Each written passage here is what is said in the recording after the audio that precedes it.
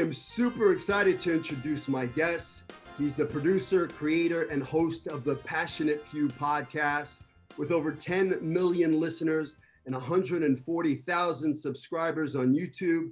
He has amassed a large following online, having interviewed over $10 billion of entrepreneurs, world leaders, and experts from all walks of life. I want to welcome Omar Elattar. Welcome to Hollywood Dreammaker. Thanks for having me on the show, Billy. Honored to be here, man. Excited to have you pick my mind and turn the tables on me this time. Well, first I got to start by one, I want to thank you for coming on the show. And, truly, I was inspired to create my podcast because of you. And I don't know, if you know the story, but we met at a Tony Robbins event, a Date with Destiny, one of the last live Date with Destiny before the pandemic. It was December of 2019. That's right. And we just so happened, Destiny put us next to each other. You were like in the seat right next to me. And, we started having a little bit of a conversation. And, you told me, about your podcast, and you had told me you were actually a guest of Tony Robbins. He invited you, gave you like a free ticket to come. And, you were like backstage taking pictures with Tony and Sage. Right. And I, you told me that, about your podcast, and I looked into it. I was like, podcast, and like a light bulb went over my head, and I was like, I need to create a podcast. And it was that in that moment that the seed was planted into my head to create the podcast. Wow, so man. You were the guy who planted that first seed in my mind, and I want to thank you for that. Awesome, man. Well, you're very welcome, and it's good to see that you have put sunshine and watered that seed quite well, man. So you've been at it, and I'm honored to be in the lineup. I know you got some epic people on, and I think what you're doing is so cool. And a podcast is just such a natural extension of it. So it's cool that you can, outside of the classroom, transcend those walls and bring new people in, man. So I'm honored to be on.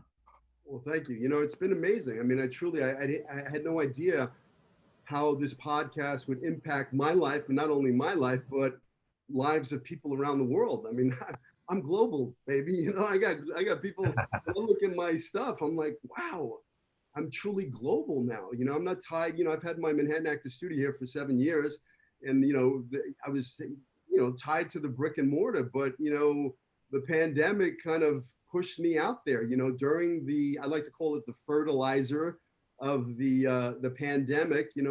I said, okay, well, that seed was planted, and I said, I'm going to make that dream a reality.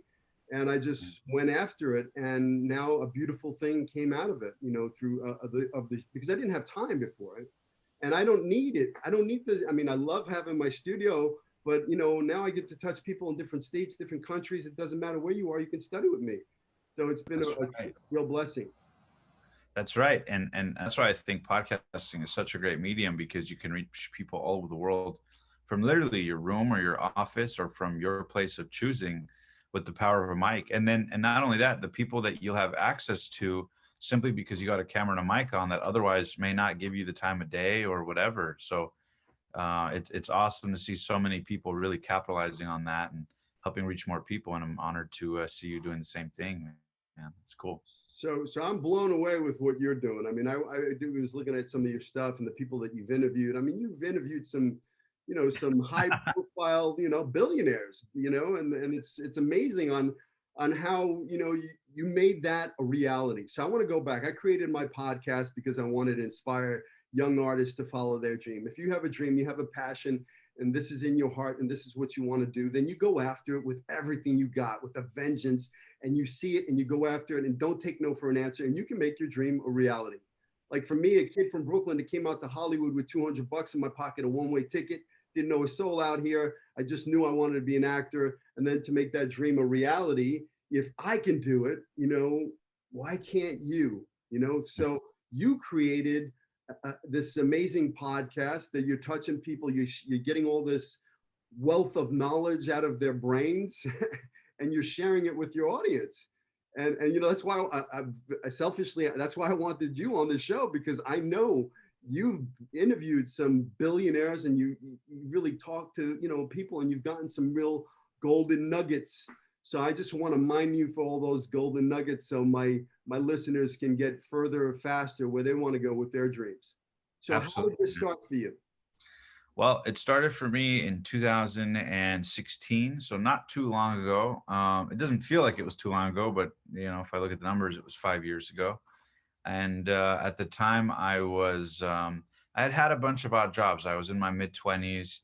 I had pursued acting a little bit, fizzled out of that. I had pursued all these various things, but just found myself not really getting momentum and getting overworked and underpaid, or at least I felt like that.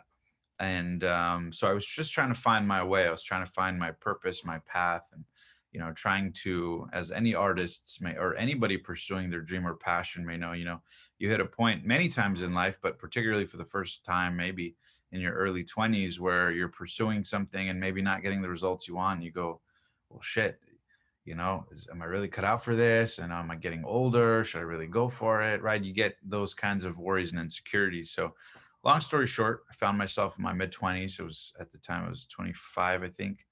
And I was just trying to figure it out. And so I did a bunch of odd jobs. I knocked door to door selling solar for 100% commission, which is a very humbling experience.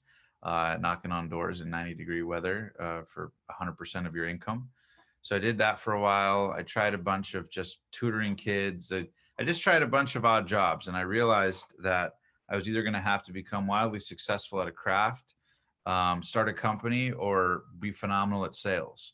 And, I couldn't figure out the craft part, couldn't figure out the business part. So I went to sales. So that's when I started trying to sell a bunch of stuff. Like I said, I knocked door to door in solar and wound up getting recruited for Tesla in the clean energy space. I did well in solar and at Tesla. But right around Tesla's where I kind of had that breaking point where I was making money, but feeling like shit. Like everybody's like, oh, that's so cool. You work at Tesla. And everybody around me thought it was so cool. But inside I wasn't fulfilled. And Tony talks about that, success without fulfillment is the ultimate failure. And so I, started making a little bit of money, but I found myself like spending it. And in retrospect, I realized that I was self-sabotaging, right? Because what happens is when you're not fulfilled, you fill a void with something that is other than, what your soul wants to fill it with. You try to numb it with all these other things, whether it's booze or drugs or women or whatever the vice is. And I indulged in all of those abundantly. And, you know, long story short, ended up in a place in rock bottom, totally hated my job. I was showing up late. I started gaining a ton of weight, and I was, drinking and smoking way too much, and just really just getting in a worse and worse place mentally, physically, just in my entire being. And an ex-girlfriend at the time, to add insult to injury, she was her name was Emily. And she was kind of like the only thing in my life that was, I thought, good or positive. So even she left me. So she broke up with me in 2016. And that's when the podcast was born, because, I share this whole story because I'm trying to illustrate that the walls, at least in my mind, were caving in on me. It felt like, I'd seen all my friends starting to do well. Here I'm in my mid 20s. I don't have direction. I was always a dreamer. I always told people I was going to pursue my dreams. And here I was with nothing to show for it. But some commissions. And so when she broke up with me, that was it. I had quit my job at Tesla. I had no money. I was overweight. I was literally just had nothing going for me. So when she left me, that was the final straw. And I found myself in my car crying, praying, smoking joints, like just kind of in this like toxicity of trying to figure it out and wondering why I was working so hard and felt like I was getting nowhere. And so with my last $300 to my name, I contacted a life coach by the name of Dave Thorpe. He charged $250 an hour. So I said, fuck it. I couldn't figure it out on my own. So I paid this life coach. His name was Dave. And we sat down, and it was supposed to be an hour, but it ended up being like a 3-hour mastermind on, what I was going to do with my life and what I was going to do to turn this pain into power. Instead of being negative and depressed and woe is me and focusing on the victim mindset, we flipped the script and, said, in true Tony Robbins fashion, nothing in life has any meaning except the meaning that you give it. Right. And so I get to, in that moment, my coach reminded me that I get to choose if this breakup meant that I'm going to break down or I'm going to break through. Right. I choose the meaning. It doesn't just happen and hits me and I am forever the victim of it. And so for the first time in my life, I really took control of the narrative. And, a lot of times you hear about personal development, but very so often you go, yeah, I know that. Why do you, people say, why do you go to that Tony Robbins crap? It's all basic stuff. But implementing that basic stuff when times are hard, that's not easy, right? And Jim Rohn says what's easy to do is also easy not to do. And at that time, when you're emotionally vulnerable, it wasn't easy to do. But fortunately, in that coaching session, we put together a plan of how I was going to turn this pain into power. And I didn't know it would turn into a podcast, but we started taking ingredients, right? He's like, what are your skill sets? What are your strengths? I said, well, I love talking to people. If life were perfect, I would inspire millions of people. I would find a way to make a lot of money passively. I would have inspiring conversations with people. I would just go on a journey of sorts. And so, we didn't know how that would come together, but, little by little, we didn't focus on the entree. We just sort of isolated the ingredients on paper of what I had, put all those ingredients down, and came up with a game plan to film one interview on someone's inspiring story. So we filmed one interview and the ball started rolling from there, and the rest is history. Wow. Who was your first interview? My first interview was a guy by the name of Cliff Braun. He was a guy I met at a gas station. I didn't know who to get for interviews or how to go about it or whatever. I had no clue. But I was at a gas station shortly after that coaching session, maybe within a week or so. Interesting how coincidences show up when you commit first. But I was at a gas station and I saw this guy who looked like he was in his 30s, and he was with his brother, and there was these girls, and they had like a Ferrari and another like supercar. And these guys just looked like they were having the time of their life. And I'm sitting here thinking, holy shit, why am I struggling and living in this rut in my mind? And these guys are, frolicking in Ferraris, going to the beach with these beautiful girls. And he looked super young. And so I just approached him at a gas station. I said, hey, excuse me, man, I hope you don't mind me asking. I love your Ferrari, man, but it looks like you're living, man. If you don't mind me asking, what do you do? And so he told me he had a business and what he did, and sort of gave me a little bit of context. And I said, well, I have a podcast. I didn't at the time. It was just a thought in my head. But I said, I have a podcast, and like we interview people with amazing stories, and we have a bunch of new episodes coming out. And by the way, we had nothing. We had nothing whatsoever. But I just told him that, and I said, I'd love to interview you on the show sometime to pick your mind about your story. And he was like, yeah, sure. So he ended up giving me his phone number. We hit it off, and then I think like 2 or 3 weeks later, we actually filmed it, and it didn't get a ton of views or downloads or anything, but little by little, one, as I kept going on the journey, one view turned into 100, turned into 1,000, turned into 1 million. Now we're over 10 million listeners. But at the time, it was just one.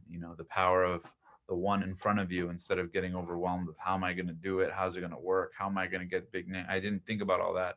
I just focused on capitalizing on the one opportunity in front of me, and the dominoes started to fall after that. It's awesome. One brick at a time, one step at a time. That's right. That's amazing. So you've interviewed these amazing guests. Can you name who some of the guests that you've interviewed? Sure. Yeah. We've had the Grant Cardones, the John Paul DeJorias, the authors of The Secret, The Law of Attraction. A lot of people have heard about that. But we've had people like Tarek from Flip or Flop, real estate moguls, like Manny Koshbin. We've had on different professional athletes and all sorts of people. I can't even remember all the names, but it's been a journey. John Paul DeJoria, he's the for context, he's the multi-billion-dollar founder of not one but two companies, which is Patron Tequila and Paul Mitchell. So we've had people from all walks of life, men and women, who've come from unbelievable odds to turn their life around. And I've just been fascinated by that story. Another one is creator of Hot Cheetos, creator of the $1 billion Hot Cheetos product, who was a janitor making $3 an hour. And he had this whole thing where he went from $3 an hour to, now being the creator of, the best-selling snack product in the country, to the tune of billions. So it's just, I've always been fascinated and obsessed with how people can go from a low point to a high point, and what the sort of catalyst, what the events were that catalyzed that process to help them go from an average person like me or you to transcend in a momentum to make the impossible a reality. I've always been obsessed with that. So yeah, that's kind of where the passion and obsession began for those stories. So what are these billionaires, millionaires, you know, the people who've turned their lives around, what do they have in common? What did you find? What is the secret formula? Yeah, I found a couple common denominators. One of them that I find is that they're not very logical or rational about the whole thing, and that was pretty surprising. Sometimes they didn't even know it. You know, sometimes what makes people as great at what they do as they are, sometimes they don't even know, because it's just they're in such a momentum with it. Like, for example, Billy, like, you know, when you came to LA, there was no, you know, it doesn't make rational or logical sense that you would, you know, do a couple auditions and then lo and behold things would happen and you'd be on, you know, 21 Jump Street, right? Like, that doesn't make rational or logical sense. But at the time, you were probably just taking such massive action in any direction you could, trying to get the flame lit, that you didn't even know. You when people ask you how it happened, it makes much more sense rationalizing it backwards than forwards. And so what I find is most people who are stuck in life, or who are broke in life, or who just end up with that victim mindset, I find that a common denominator that they have is that they're much more logical about it than people who actually get their dreams. I find that the people that get their dreams are much more, and maybe to a fault, emotional about it, much more in flow about it, much more pulled by it than pushed, you know. And I think those are two very different emotional experiences, right? Because on the surface, to everyone else, it might look the same, right? Somebody who's pushing themselves to work hard, but when you're pulled to do something, there's a power there that's irrational. You know, I don't think the best athletes in the world logically analyze why they have to get up and do that sport or craft or hobby. Same thing with acting. You know, I don't think, while it may look like a discipline on the outside, I would argue that most of the time, especially with the best of the best, it's more of a pull. They're compelled to do it. That is their laying on the couch, eating Cheetos, you know, being lazy. Like, that is their default is the work, is the push, is the craft. And you know, and you can't fake that. I don't think you can trick yourself into that. I think that that's a huge common denominator, right? That they're irrational about it. And because you're, you know, if you take a rational look at Elon Musk, how irrational do you have to be to run SpaceX, Tesla, and Solar City in the same 24 hours that me and you are having a hard time finding a 30-minute workout in, right? Like, that's irrational. But you know, when you put work behind that irrationality for a sustained period of time, you know, you get lucky, right? The harder you work, the luckier you get. So I find that that's a common denominator. Two more quick ones I find are great teams or environments, meaning that usually there was a buddy with them that was kind of in on it. You know, Leonardo DiCaprio, Topher Grace, or you know, whatever the parallel is in business. The two guys that founded Google. A lot of times credits go to entrepreneurs individually, but if you kind of dig a little deeper, you'll find that most of the time there were great partnerships, great investors, or great facilitators to help momentum build. Very rarely was it ever one guy and one guy alone. You know, look at Steve Jobs and Steve Wozniak.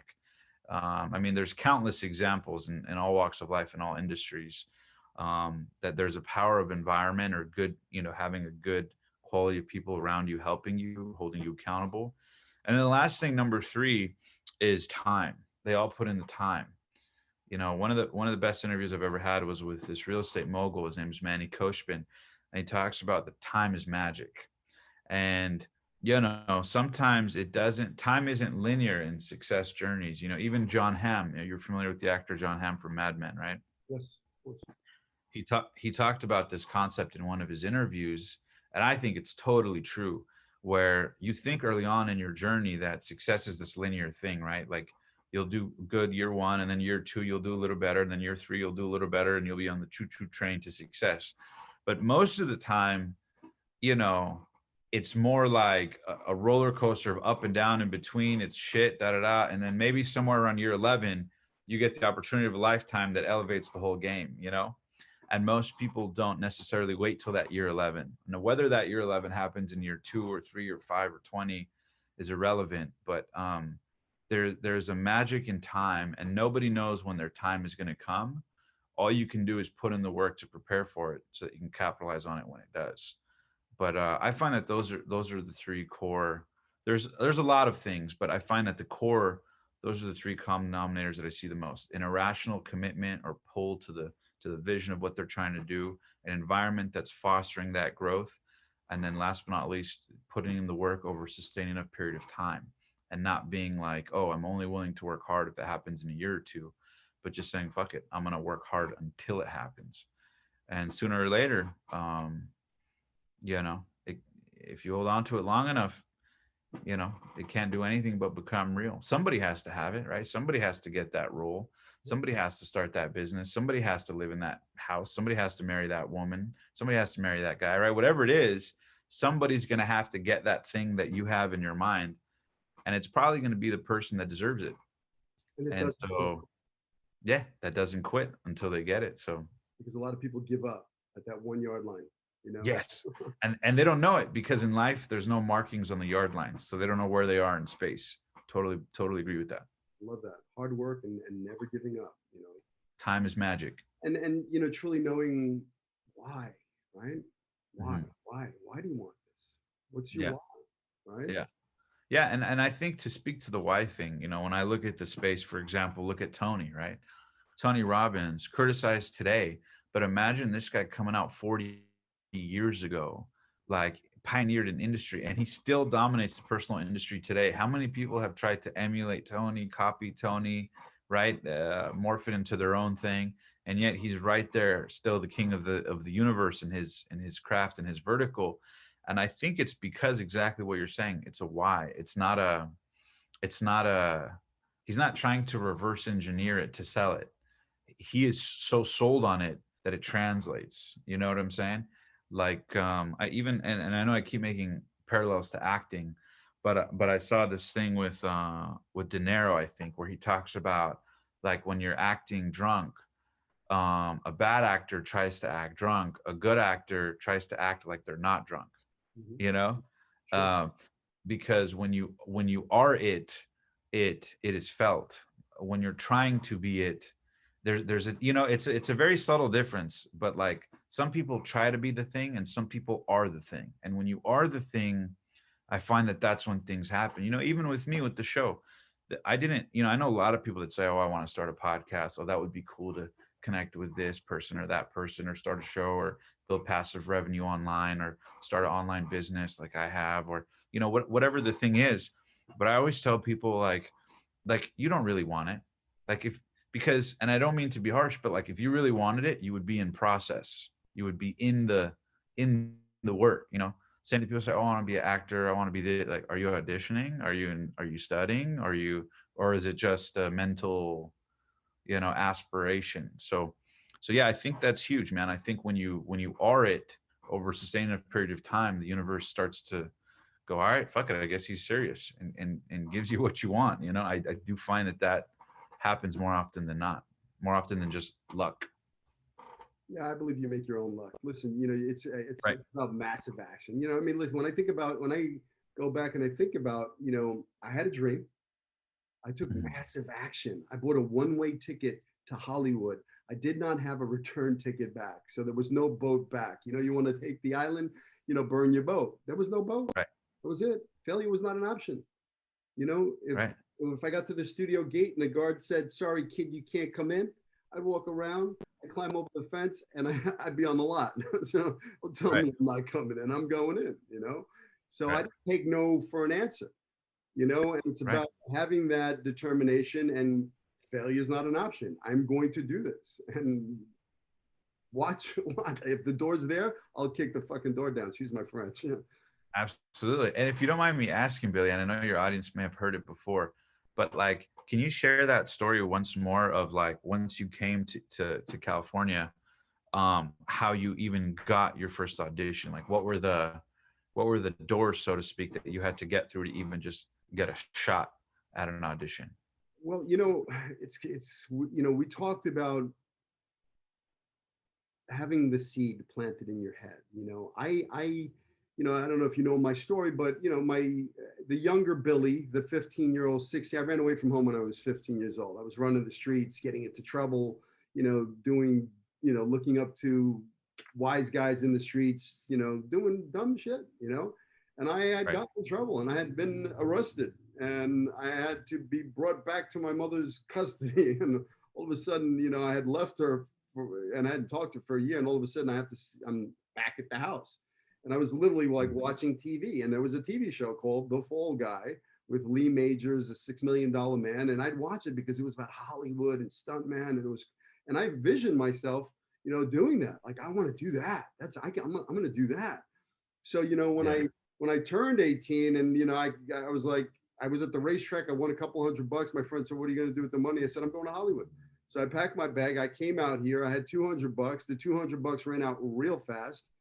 I found a little rinky-dinky motel, and then I knew I had to get an agent. So I got a list of agents from like the Screen Actors Guild. And I literally, this is before cell phones. This is before any maps, none of that. So I literally went door to door, banging on, Hollywood, going down El Centro, going down all these streets in Hollywood, wherever there was an agency, from the A's and the B's, and the doors slammed in my face, the C's, no. But I kept knocking. And I found this one guy at Y, the Yenez Talent Agency. So I had to go through the whole alphabet to get to Y, but I stopped. How many doors do you think you knocked on, give or take? Oh, I knocked on, I don't know, I would say 50 more, I mean, there were a lot of, I found the book. I have it on my wall over here in a frame. I'll pull it real quick. Look. Yeah. It's right here. This is my list of, it was from the Academy Plays directory, and it had, all these agents, and I literally went down the agents, I circled them, and I went on, okay, this is an A, and I started knocking on doors. And, I didn't give up, there were a lot of no's, but I kept banging on the door. And then eventually I walked into one guy, it was a rinky-dinky agency, small, he was a character, I remember the first time I met him, he opened up his drawer to his desk and he said, "You want a shot of tequila?"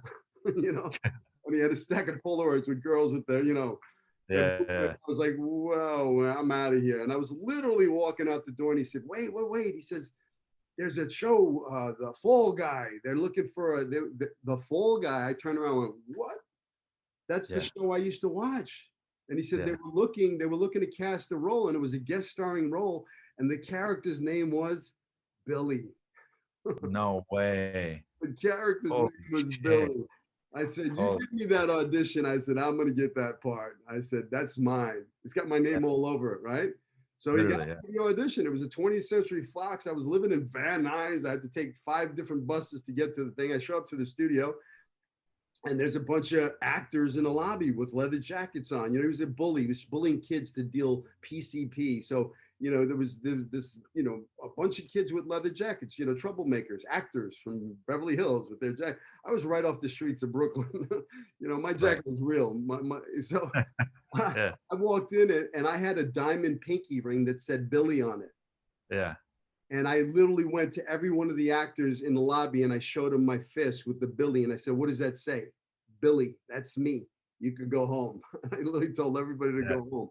And then I got into the room with the casting director, and the scene was, "I'm threatening this kid. Let me tell you something about me. I'm either going to be your friend or your enemy. So it's up to you. And remember your buddy not."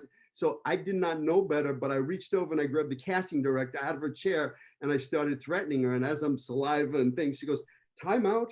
She goes, "Time out, time out." She goes, "Okay." She goes, "Number 1." She goes, "Never, ever, ever, ever, ever put your hands on a casting director ever again." And I was like, it's my first audition. I didn't know. She goes, "Number 2, she goes, you're not leaving town, are you?" I go, "No, why?" She goes, "Because you got the part."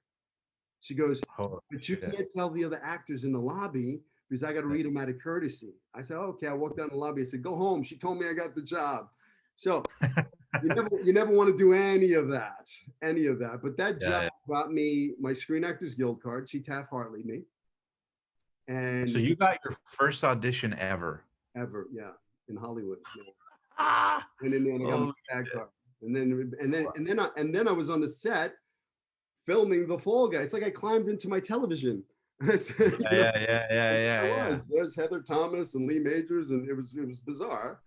Yeah. But you know, I truly believe we have the power to envision what we want and Did, see. did you hold that in your mind consciously, like, or was was being in that show in particular something that you loosely wanted, or was it something you just saw over and over and thought about acting, or was it like, I want to be on that show? If you could go back to like Yeah. your mind at the time. So I knew I wanted to be an actor, you know, Mhm. from very young, you know, when I was 11, you know, they were filming a movie in my neighborhood. That's when I got bit by the acting bug, you know, but then I Mhm. got, you know, streets, Like, you know, yeah, like everybody told me, laughed at me when I said I wanted to do it. And, you know, it's like, yeah. nobody believed that I could actually do it, you know. But you know, Heather Thomas, the blonde on the show, you know, Yeah. I like the show. I like to watch that show. You know, Lee Majors. I grew up watching him on the $6 Million Man. So I used to watch the show all the time Oh because it was shit. cool. You know, Were you nervous, or were you more ready than anything? I was ready. I mean, it's, you know, here's a lesson that I teach my actors about the art of the audition. I learned a very, very powerful thing on that very first audition. Okay. One, you never ever want to do what I did. You never want to have confrontation with an actor. You never want to touch a casting director. You never want to do any of that. But here's the beauty of the valuable lesson that I learned was one, I owned the lobby. That lobby in that casting, I owned the lobby. The Mhm. character was Billy. He was a bully. As far as I was concerned, I was Billy.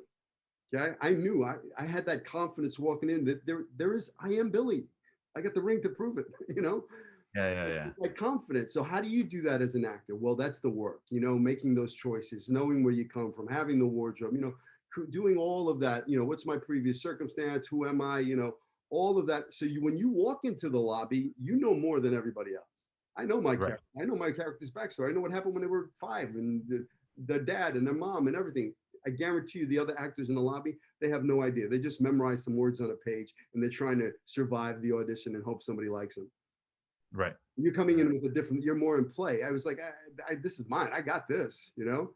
Then when Yeah. I walked into that room, well, what did I do? You know, well, I ran into that casting director and I thanked her, you know, for giving me my SAG card and giving, you know, that I could survive in Hollywood because of that paycheck. And she said, you know, you scared the shit out of me, kid. So I was like, light bulb. I made her feel something. What was the given circumstance of the scene was I was bullying another kid, trying to put fear into him to get him to deal drugs. Well, that's exactly what I did. I put fear into that casting director. I made her feel something. Mm. I was like, that's your job as an actor is to make them feel. If it's a comedic peak, make them laugh. If it's a horror, you make them scare the crap out of them. You know, whatever it is, that's your job as an actor to go in there and make them feel something. You know, that's why Right. people go to the freaking movie theater and they want to go in the dark little theater. They want to feel something. That's your Mhm. job. And then walk out confident. I walked out pretty freaking confident, man, when I walked out of that room because she told me I got the job. That's my one time in my career that I've ever been told in the room I got the job. But you, as Wow. an actor, is when you're leaving that audition, you want to walk out and you want to be thinking to yourself, man, I just rocked this audition because it's that behavior that they're going to see. And, you know, it's an ounce of behavior is worth a pound of words. If I'm a casting director and I see that behavior, you're telling me you did good. And then the other actors in the lobby, while they're sitting out there, you walk out with a big ass smile on your face, confident. They go, you get them out of their game before they even go in the room. Now they're there and, oh, he did good. Right. So yeah, Right. so Yeah. so yeah, I truly believe that we have the power to vision what we want and make it a reality. I'm I sitting believe. this I studio believe you. here. This studio here was created. You know, you talked about being pulled to something. Mhm. You know, and you also talked about what Tony says about the ultimate failure. What was that quote you said? Success without fulfillment is the ultimate failure. Yeah. Success without fulfillment is the ultimate failure. You know, and I've been blessed. I've been very successful and I've had an amazing career in Hollywood. And there were times, that I had all the stuff, the material stuff. There was a time in 2000 I was producing a movie. I was the lead in the film. I was, I had the loft in Soho. I had all the stuff. I was miserable. Mhm. I was miserable and I couldn't figure out why I was miserable. And this studio, this, I was drawn to, it used to be about me. me. Ego. It was me. It was all about me. And that was Mhm. very not fulfilling. Mhm. But once I found it's not about me, it's about how do I be of service? How do I Right. contribute to other people's lives? And that's when I found and it's funny that it came in date with destiny, truly, I mean, my destiny, like this is my destiny. Having this podcast is my destiny, and I got it out of that, being a teacher, being of service. I mean, it's so much more rewarding for me when I have some actor text me and say, hey, I got my SAG card, or I got that part, I got that, or this and that and that. And that happens all day long. I mean, if I had a friggin' nickel for every time, I get a text or a ding, I'd be loaded. Right. But to Right. me, that's more rewarding because it's really about making a difference in somebody else's life. I mean, I think the Love it. secret to living is giving, right? It's being That's of, right. of service. That's I mean, right, what man. you do. And it's true, and that's also why I called the show The Passionate Few, because only a few people will actually be courageous enough to do that, and to do it over a sustained period of time. um Most people will never do it, but that's why it's not about most. That's why it's about the few, passionate few. Love, Yeah, love that. man. So, you've created a brand. I mean, like the passionate Mhm. few is a brand. I mean, like you're interviewing Dean Graciosi and Tony Robbins. I mean, Right. at some point you probably were like listening to their stuff and looking up to them, and all of a sudden now you're rubbing elbows with them. I mean, Oh, of course. how does that? I mean, how does that? It's surreal. It's surreal. I mean, even to the degree of seeing the movie Wolf of Wall Street with Jordan Belfort, right, played by Leonardo DiCaprio. And I remember seeing that movie and going, "Holy shit, wouldn't that be cool to interview him?" Fast forward, and I think in 2019, almost actually exactly 2 years ago, Jordan Belfort interviewed me. Like, they invited me to be on his show. So Jordan interviewed me on my story and our business and our show, and everything we've done there. And it's funny because I still have the notebook where I wrote down all these names. Like, I wrote down, like, I see myself. That's how my coach always had me write it down. I see myself, so that it was in the present tense, not in a future tense. Like, I see myself in the it's actually a very insightful thing that he's helped me with. And I've never let it go. Is, a lot of people, when they dream of the dream over there, not from not like being in the dream, like from the eyeballs perspective. And when you have the dream, or when the dream occurs, if it does for you, you won't experience it as an out there movie. You experience it in your eyeballs. When you were on the show, you were on set. You were like at eye level on set. There's the cat. You were in it. You weren't watching Billy do it. You were in it. And most people, what happens is they subconsciously program themselves to keep on dreaming it by seeing it over there. And I know this seems like a lot of depth, but the point is important. I believe in that, like, once I made that switch to like see it as a present tense, like I see myself, it's unbelievable. I literally wrote down, I see myself in the room. I see myself befriending Tony Robbins. I see myself Jordan Belfort, and da da da. And the list goes on and on of all the names that I would end up going to connect with, to where now it's about getting to a higher tier. In the business sector, we've got a lot of names, and we still have a lot of exciting ones coming up. But we definitely want to transcend just the business sector to not just Hollywood, but also philanthropists and people from all walks of life doing amazing things, not just in business. But it literally started with, like, I see myself in the present tense. I see myself with Tony Robbins. I see myself with Jordan Belfort. I see myself, and sometimes I look back and I'm like, holy shit, those words popped out of the page and into reality. And it trips me the hell out, because it's like, whoa, this personal development stuff's real. Like, that's not a coincidence. And when it happens over and over and over and over again, I mean, to the degree that, Goggins, I'm sure you've heard of David Goggins. I was in Vegas maybe 6 months ago or so, and I was at the Wynn, or the Encore. I was at the Encore Hotel in Vegas, and I was out with my buddy. We were hanging out in the lobby, or whatever, and we're about to catch a cab to go grab dinner or something. And oh no, actually, we're going to grab a cab. Yeah, we're going to grab a cab to leave. And so while we're waiting for the cab, we literally were talking about Goggins maybe 15, 20 minutes prior. And while we're waiting there, wouldn't you know, lo and behold, walking by himself in person, in the flesh, is David Goggins right in front of us. And I'm just like, holy fucking shit, like, no way. Like, there's just no way that is that easy? Like, how does that, like, that's crazy that, and that's happened to me so many times, whether it's like, like the Tony thing, or like, just, there's just been so many with Jordan Belfort, like they reached out to me. It didn't, it came to me. I didn't pursue it or whatever. Now my actions may have manifested the pursuit of it, but like, that's what I find is like, and that goes back to the time is magic thing, but literally went up to Goggins, talked to him, and it was easy. It was fluid. He gave me the contact info to set up an interview with them. We like built a good rapport, talked to him a little bit.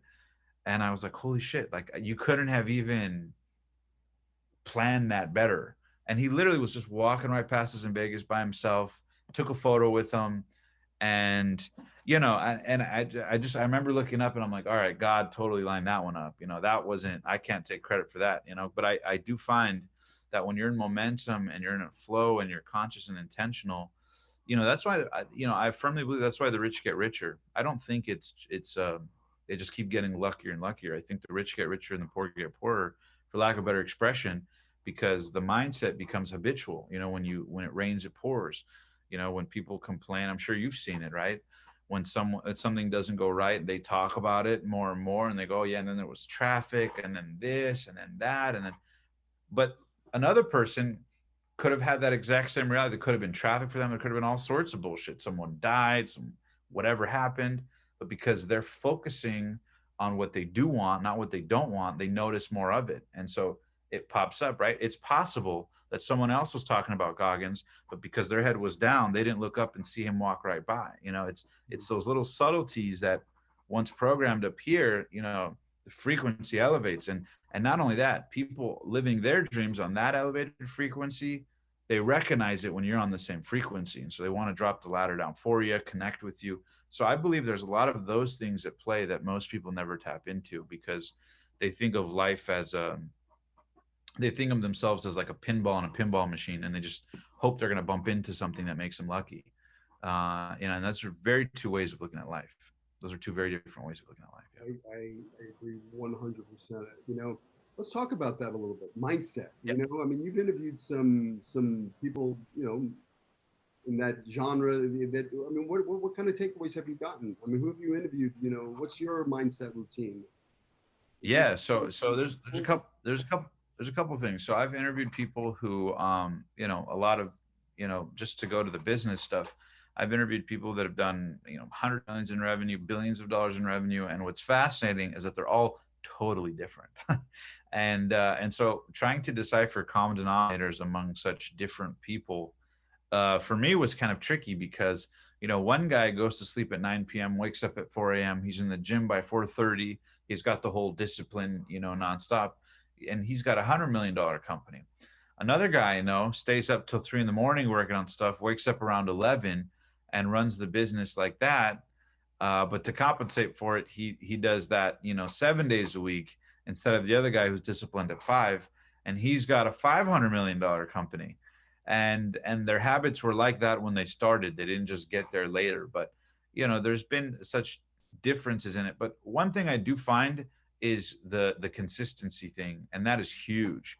That is probably the most, in my opinion, underrated factor of any individual's success or competence, is their ability to be consistent even when shit sucks, right? Like their ability to be consistent at the craft, at the work, whether they're broke or they're highly paid, right? I'm sure you've seen it too. Like how many times you've seen an actor who put in work and really worked on the craft, and then got a couple checks and started to rest on their laurels, started going out, started working, and then little by little the dream slips away, because they thought they were hot shit and it was them, not their work ethic. So that's huge. I mean, mindset wise, I find that consistency is colossal. And most people, that I think, they get started, they get excited, they go to a seminar or they read a book or they watch an interview or they get inspired. They work at it for a day or a week or a month or a year, and then it fizzles out. And then on to the next exciting thing, right? And the thing I find with people that really sustain,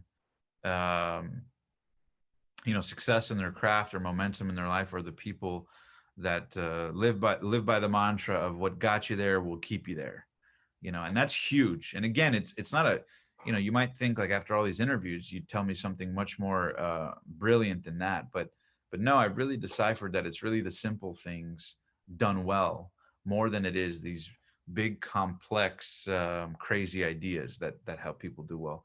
And then the other thing, and this is my favorite thing I've ever learned, is that nobody knows what the hell they are doing.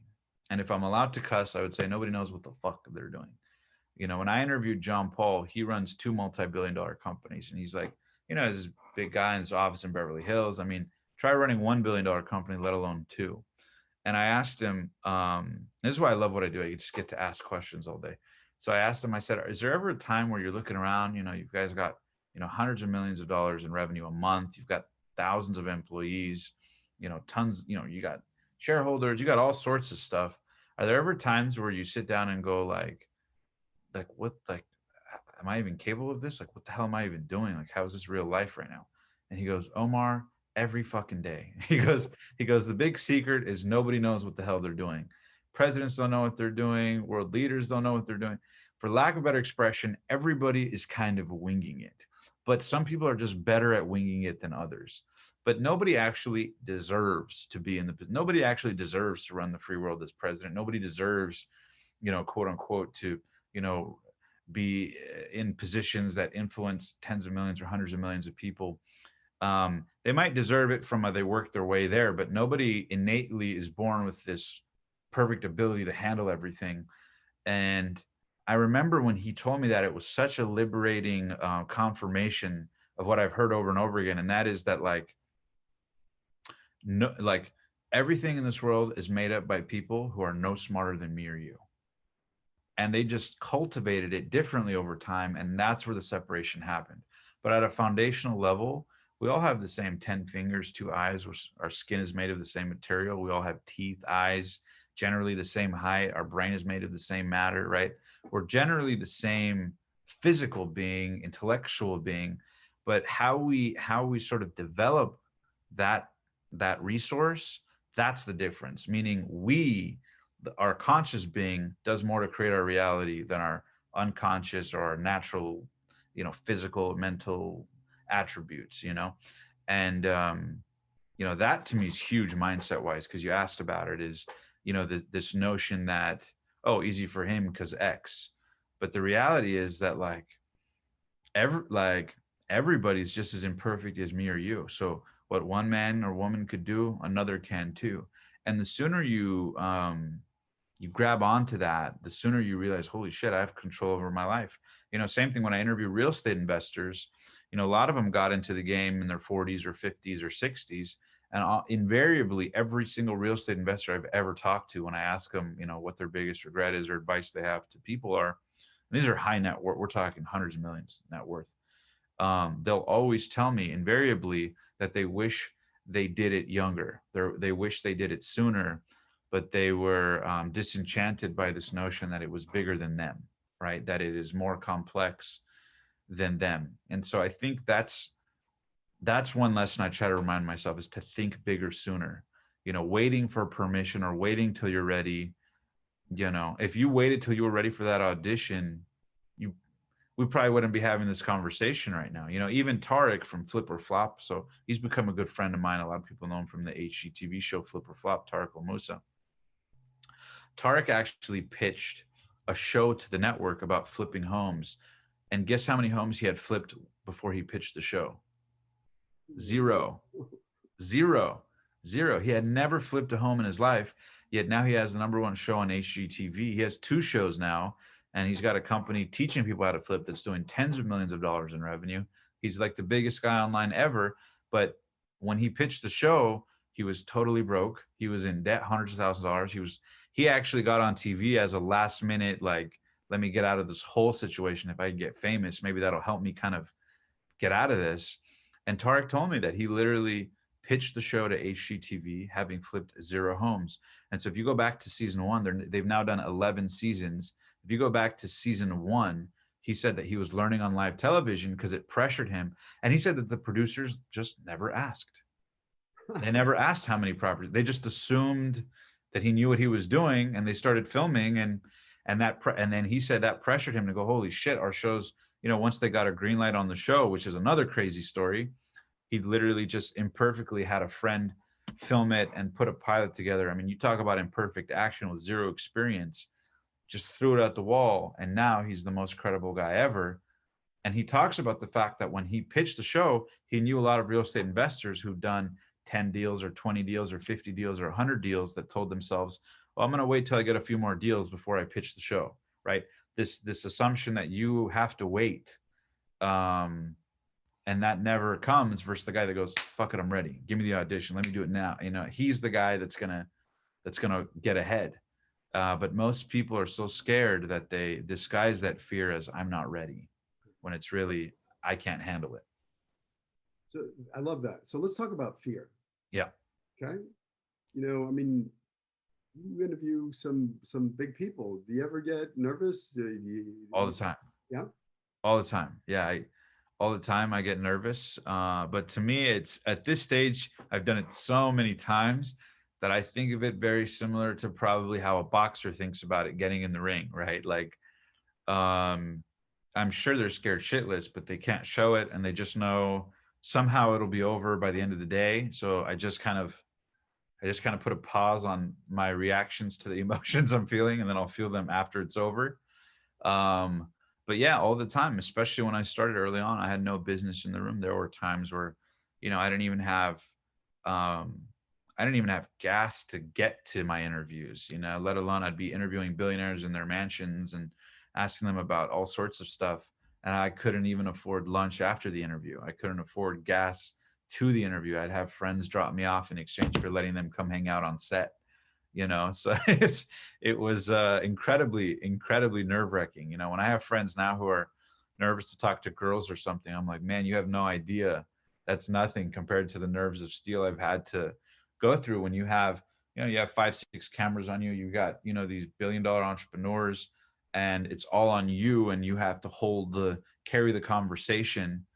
And any little slip, it's, you know, there's no pause, intermission, there's no script. It's all on me to carry it. With zero experience, I just assumed this was my job. You know, sometimes I laugh at it because nobody told me to do this. Nobody hired me to do this. Nobody, you know, put me up to do this. I just woke up, and kind of like we talked about at the top of the interview, I just assumed this is what I do. This is my job.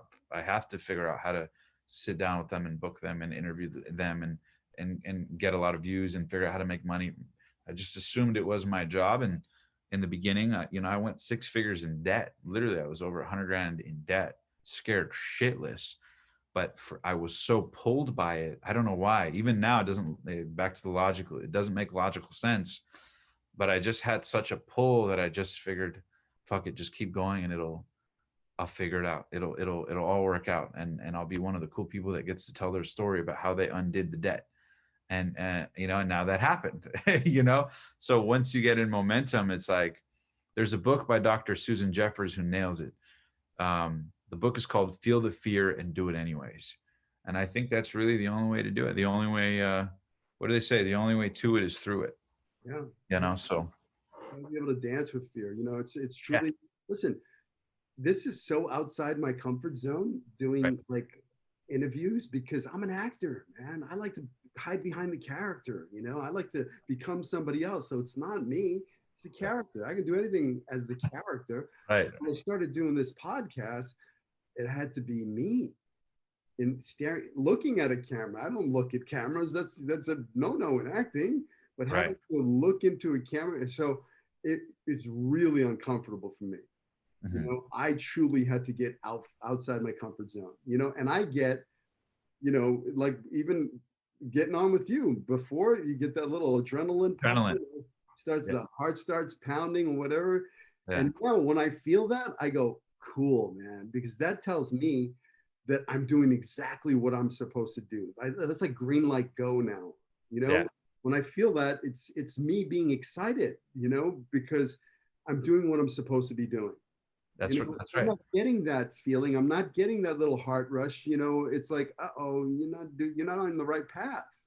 Right. You know? Right. Absolutely. Yeah. And also that's what makes you feel alive. You know, after a while, it becomes kind of like a healthy drug.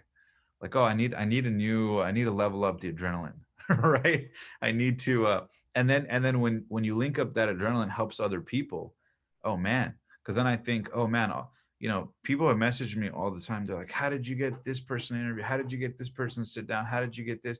And while at the time it was nerve wracking, later I'm like, damn, me going through my nerve was in service, my nerves was in service to others.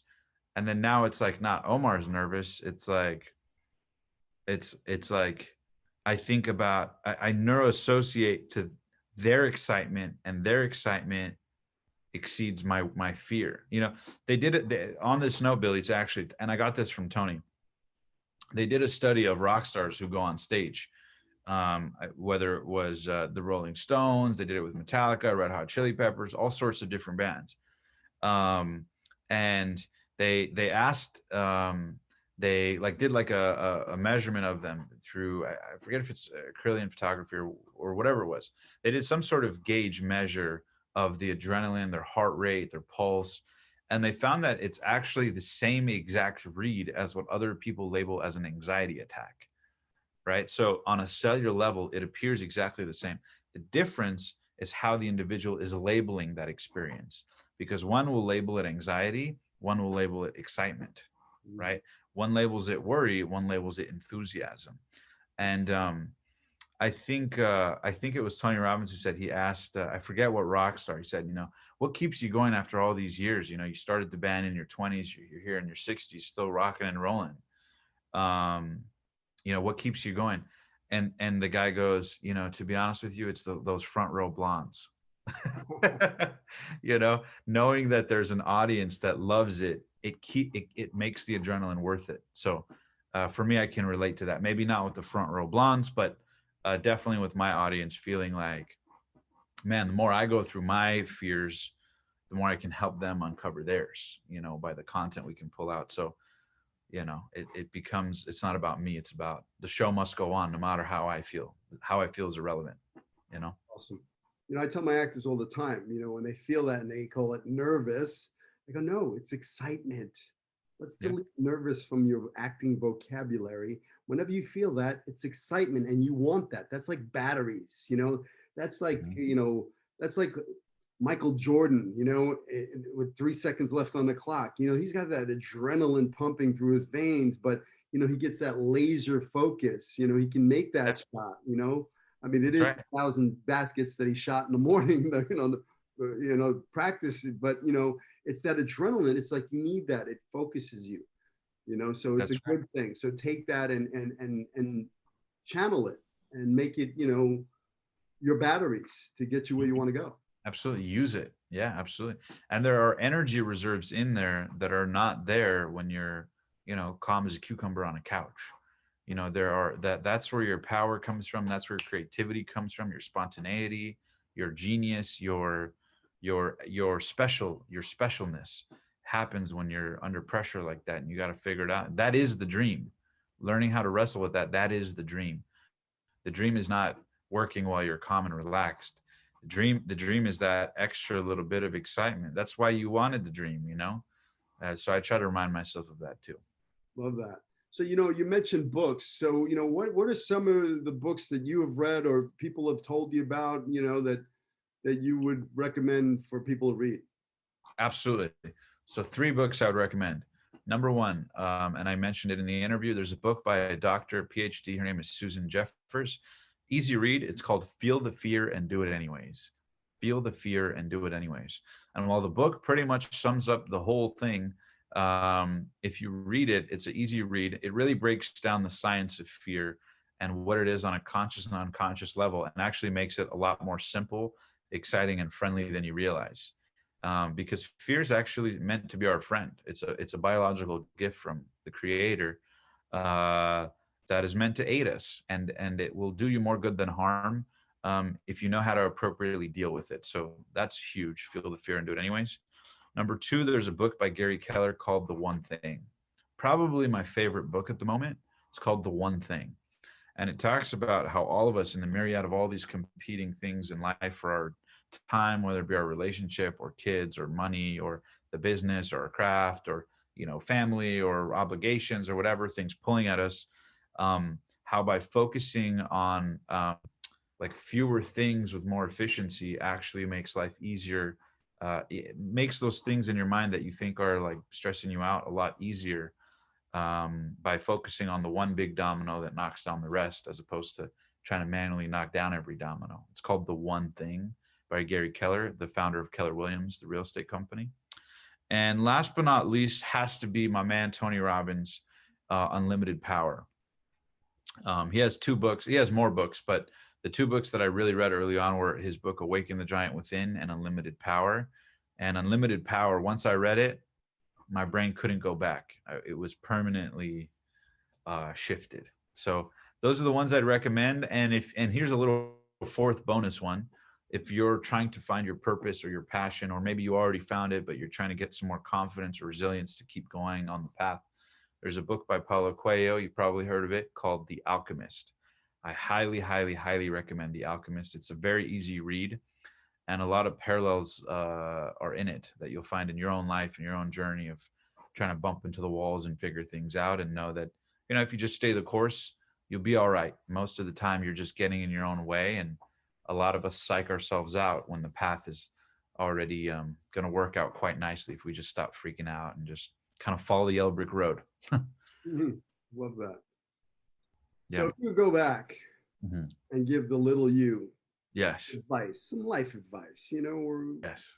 career advice or whatever advice, if you could go back and talk to the teenage you, what would that advice be? My advice to the teenage me would be, don't waste time with the wrong people, the wrong relationships. That is my only regrets in life. People say don't live with regret. I get it from a poetic perspective, but I'd be honest, I have some regrets. And I think the biggest regrets I have are hanging out with the wrong people for far too long. I didn't mind the booze or the alcohol, the weed, all the things I did. I mean, you learn as you grow, but it's really the people that I wasted time and energy and resources with. That's one thing I wouldn't do. In terms of what I would do more of, is I would have at a younger age and much sooner, think bigger sooner. Think bigger sooner. I would instead of looking around at all my friends who are complaining about getting a job or working at a shitty job, I would have gone to whatever, be a janitor at a Ferrari dealership, or I would have gone to go, if there's a luxury hotel you like, go be a bellman there or valet there. I would have put myself in proximity to the things I was inspired by. And even going into my early 20s, like I knocked door to door and solar and blah, blah, blah. Like all these things I tried with the intent to make money or do something to grow my life. But as I look back, I find that the only things that are memorable, the only things I'm grateful for, the only things that I really hold on to are when I leaned on my inspirations, even when they made no logical sense to the environment around me. So I would do more of what inspires you and less of what logically looks good to other people. And I think when you do that, you uncover your truest gifts, your truest talents, your most honest truths, and you live a much more inspired life, a much more fulfilling life than if you just kind of look around and copy what everybody else is doing in safety. So for me, that's what I would have done more of. I would have trusted my inspirations more than I doubted them, and pursued them and tasted them. And even if I, went for it, say I'm glad that I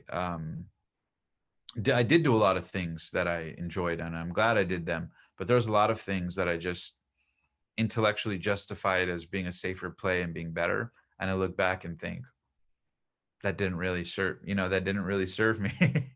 The things that serve me the most are when you're an inspired energy. And there's a philosophy I live by, and that is that if you don't fill your day with high priority actions that inspire you, then by default, your day will fill up with low priority distractions that don't. And so I think by default, anything that's uninspiring in your life by default is going to end up pretty uninspiring. And if you have more of that desperation than inspiration, that's not a very fulfilling life. But on the contrary, if you fill it with things that are meaningful, inspiring, exciting, even in the simple things, even if it's, little things, whether it's the dynamic of the communication in your intimate relationship, or it's, playing music you like that other people think is lame, or a piece of art you like, or, you know, whatever it is. Just the more you do things that are you, the more you'll find yourself in a flow state, and you're sort of riding the wave instead of fighting the current in life. And I think people that really live their dreams at the highest level are riding the wave more than they're fighting the current. Beautifully said. I love that. You Yeah. know, listen, you know, it's like my mother used to tell me, if you lay down with dogs, you get fleas. You know, That's so right. who you surround, the proximity is power. Who you're surrounding yourself with, you know? So, Mhm. so I love that. You know, I know you got a lot of big things going on. What's next for Omar? You know, Yeah. what's next on the Yeah, man. Yeah, so I'm asked that question all the time, and to be honest with you, my answer is really probably similar to what Kobe Bryant's answer would be if he was still in the NBA, and that is that I just love what I'm doing so much.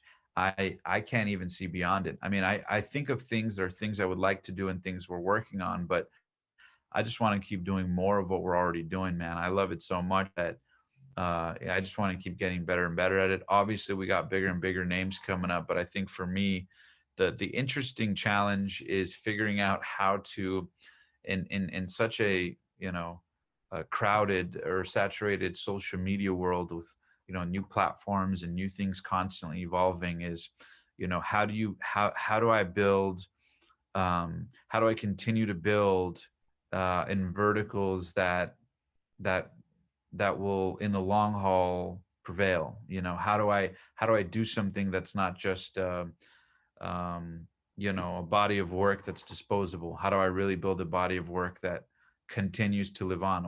What is it? Is it platforms? Is it TV? Is it coming up with my own platform to do more and more of this stuff? Is it diversifying past interview stuff? So, you know, and I think we're seeing that evolution with everybody, even the Tony Robbinses of the world, or even these other people who are evolving their business models and trying new things in this digital world. I think it's an exciting time, but it's also a little bit scary for a lot of people, depending on how you label it, right? And so for me, I just want to do more of what I'm already doing in a bigger and bigger way that, you know, stands the test of time. You know, for me, what I'm most proud of is building a body of work, you know, to feel like at the end of my life, I'll have a body of work to show for my life. That to me is the most exciting thought ever. That like that, you know, that when I'm dead, gone, and nothing but a pile of dust, there'll be a body of work that continues to uplift people, inspire people, excite people.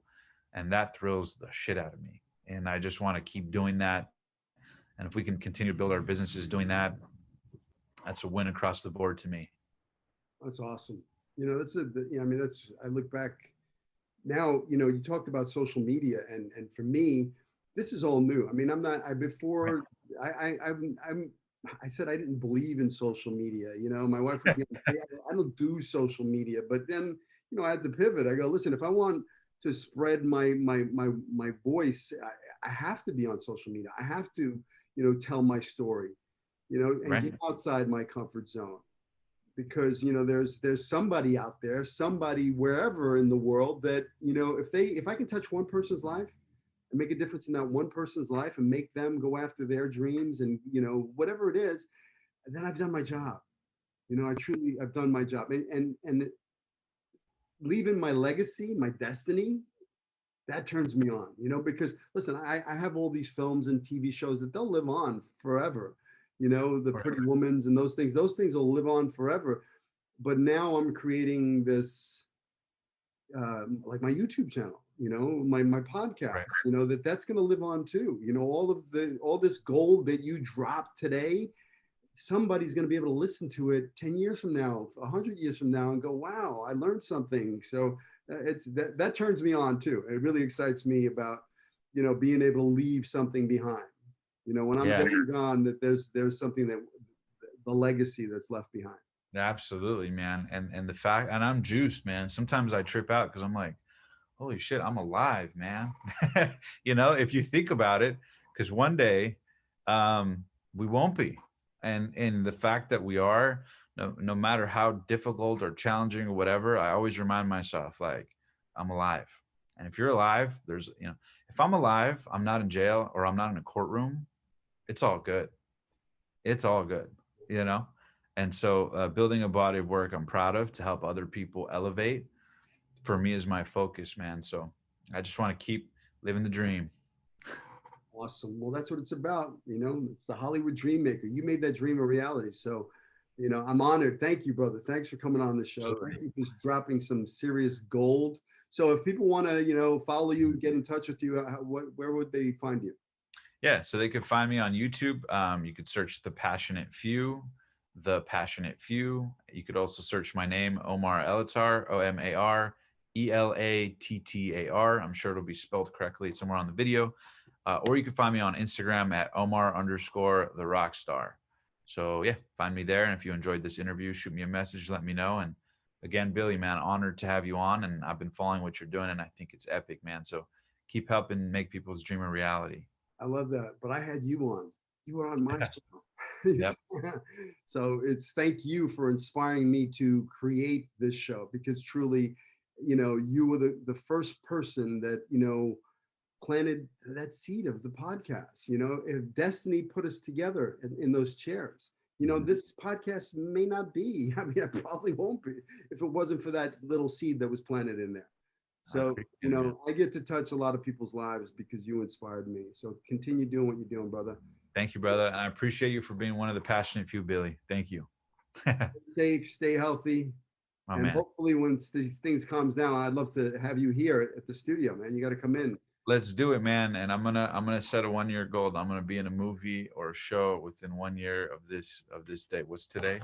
Okay. Today is May 10th, 2021. Well, so you just put that into the universe. And here's the thing, Omar. That's what I do all day long. I have actors knock on my door.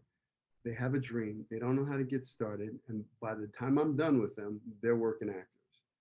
So my door's open, man. All you got to do is call me. We'll get you working, man. Cool, man. Let's do it. All right. Billy. Take it easy, brother. And appreciate you. Thank you so much, man. Appreciate you. Cheers. Hey, thanks for listening to the show. Please rate, review, share this with your friends. Subscribe if you haven't. Please take whatever you get from here, the golden nuggets, and apply them to your career. Go after your dreams with passion. Don't let anybody tell you it can't be done. I believe in you. Follow your dreams. I'll see you in Hollywood.